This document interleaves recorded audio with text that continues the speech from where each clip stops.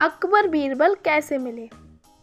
एक बार बादशाह अकबर अपने कुछ सिपाहियों को लेकर शिकार पर निकले।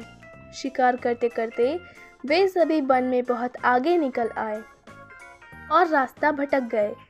अत्यधिक प्रयासों के बाद भी उन्हें आगरा राजमहल जाने का रास्ता नहीं मिल सका। धीरे धीरे शाम घिरने लगी। सबका भूख प्यास से बुरा हाल हो गया, लेकिन वे रुके नहीं और अनुमान के आधार पर आगे बढ़ते रहे। कुछ देर में वे सब एक तिराहे पर पहुंचे। उन्हें उम्मीद थी कि वहां से एक रास्ता अवश्य ही महल को जाएगा, लेकिन कौन सा ये पता करना आवश्यक था। आसपास कोई ऐसा व्यक्ति दिखाई नहीं पड़ रहा था जिससे रास्ता पूछा जा सके। सब चिंतित होकर इधर उधर देख रहे थे। तभी बादशाह की दृष्टि एक बालक पर पड़ी जो उनकी ओर ही आ रहा था। पास आने पर बादशाह अकबर ने बालक से पूछा, बालक जरा बताओ तो आगरा के लिए कौन सी सड़क जाती है। बादशाह का प्रश्न सुनकर बालक हंस पड़ा और बोला, महाशय सड़क कहीं नहीं जाती, जाना तो आपको ही पड़ेगा। उसकी इस निर्भीकता बाकपटुता से बादशाह अकबर बड़े प्रभावित हुए और प्रसन्नचित होकर उससे बोले, बालक नाम क्या है तुम्हारा। मेरा नाम महेश दास महाशय, और आपका नाम। बालक ने तपाक से उत्तर देते हुए प्रसन्न भी किया। मुस्कुराते हुए अकबर ने उत्तर दिया, तुम हिंदुस्तान के बादशाह अकबर से बात कर रहे हो। यह जानकर बालक ने सिर झुकाकर बादशाह अकबर का अभिवादन किया। अकबर ने अपनी उंगली से हीरे की अंगूठी निकालकर बालक को दे दी और बोले, बालक हम तुम्हारी बाकपटुता और निडरता देखकर बहुत खुश हैं। हमारे राजमहल आना और ये अंगूठी हमें दिखाना, हम तुम्हें तुरंत पहचान जाएंगे और इनाम देंगे।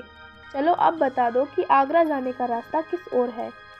बालक ने अंगूठी ले ली और आगरा जाने का रास्ता उन्हें बता दिया।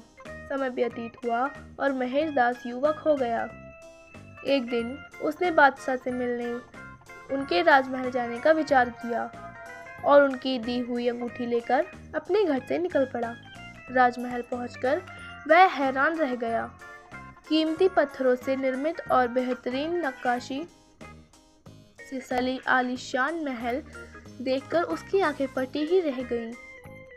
कुछ देर राजमहल को निहारने के बाद जब वह अंदर जाने को हुआ तो द्वार पर खड़े दरबारी ने उसे रोक लिया।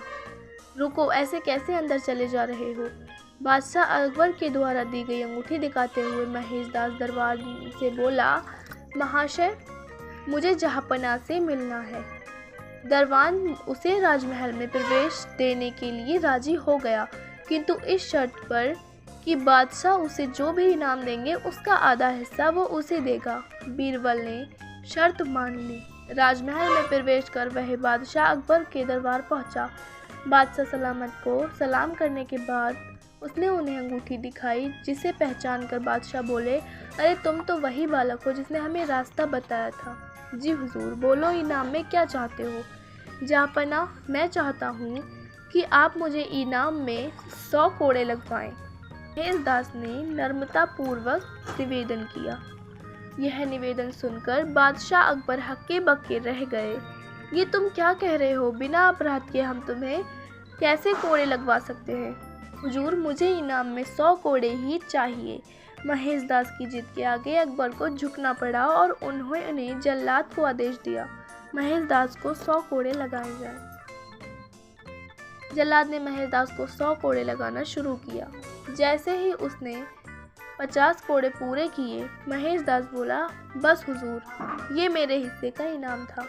इनाम का आधा हिस्सा मुझे अपने वचन अनुसार आपके दरबान को देना है, इसलिए 50 कोड़े उसे लगाए जाएं। यह कहकर बीरबल ने राजमहल में प्रवेश के लिए दरबान से हुई बातचीत का पूरा विवरण बादशाह अकबर को दे दिया। यह बात सुननी थी कि दरबार में ठहाके लगने लगे। बादशाह अकबर ने दरबान को 50 की जगह 100 कोड़े लगवाए। महेश दास की बुद्धिमानी को देखते हुए उन्होंने कहा, महेश, अपनी बुद्धिमानी के कारण आज से तुम बीरबल कहलाओगे और अपने नवरत्नों में सम्मिलित करते हुए उसे अपना मुख्य सलाहकार नियुक्त कर लिया। इस तरह बीरबल अकबर के खासम खास बन गए।